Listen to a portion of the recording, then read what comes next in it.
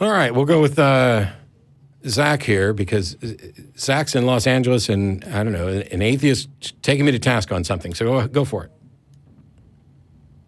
Hi, Matt. Hi, John. Long time viewer, first time caller. Welcome. Can you guys hear me all right? Yep. Cool. I was calling to ask Matt, take you to task on something. Cool. As 50th birthday present. Awesome. As my birthday present.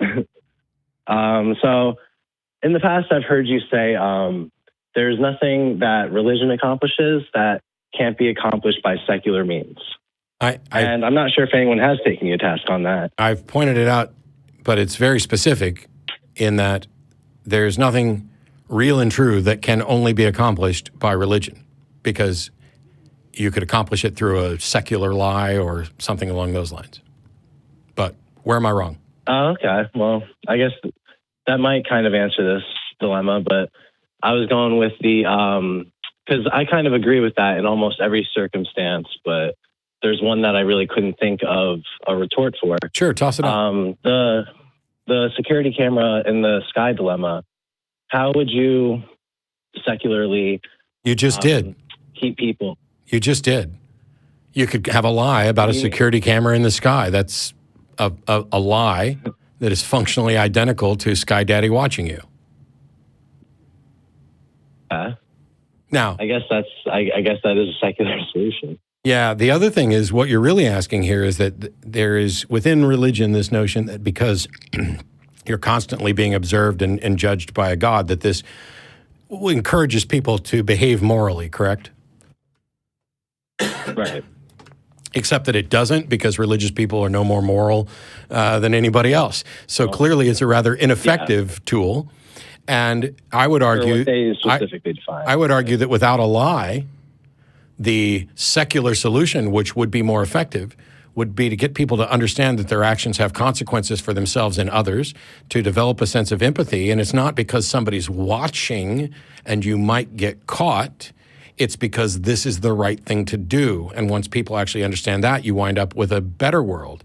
It's like, you know, when kids aren't under their parents' thumb, do they go out and do all kinds of terrible things? Well, it depends entirely on what the parents taught them. And if they taught them this carrot and stick, we're always watching, then they may be more prone to going out and doing terrible things. But if they gave them a sense of empathy and understanding that, hey, how would you feel if this happened to you and there are other people in the world? Now maybe you've raised some decent kids. No, I definitely think that's mostly true for most people, but I think there are those people, you know, any circumstances that you have, there's going to be a certain percentage of the population that's going to, you know, kind of stretch the limits of whatever moral code that they are raised, even if they believe in it, you know. Even if but I would think those people. I would think those people would stretch it whether it was religiously based or not. Yeah. Why on earth would Catholics ever need a confessional if people actually were convinced that there was a God watching them all the time? Because what the confessional ends up doing is, hey, I can go out and do all this stuff, and then I can come in and, okay, how many Hail Marys and Our Fathers do I have to say to get past this? And it's the reason that, you know, the joke about, you know, Catholics don't recognize Baptists are going to heaven and Baptists don't recognize each other in the liquor store. If they thought God was actually watching all the time, it's only when they're reminded of this that it's a guilt mechanism. And far better than giving people guilt mechanism, especially guilt about being a normal human being. Ooh, you masturbated. You bet your ass I did. It was awesome. Why are you trying to say that's a bad thing?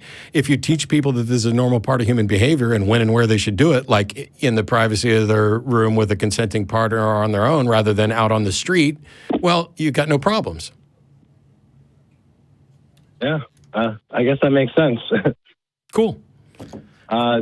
Well, shoot, I thought I was going to take you to task for real on something, but I guess I'll have to find something better.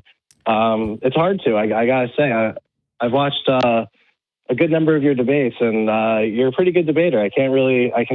Usually when I'm watching any debate, I can think of like a few things on the spot that I would have done differently or something, but it's hard. You know, well, I appreciate that, and I try to make it hard but there are people who've taken me to task and corrected me because I'm wrong a lot, just like anybody else.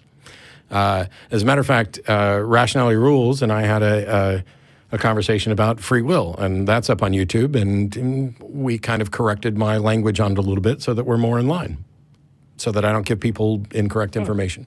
But I appreciate the call, Zach. Rules. I have to check that out. Yep. All right, cool. And I wanted to say master instead of very good, but I didn't. That doesn't pair well with the word debater. So. Yeah, master debater. Yeah, old joke. Plus, I'm happy with it. Thanks, Zach.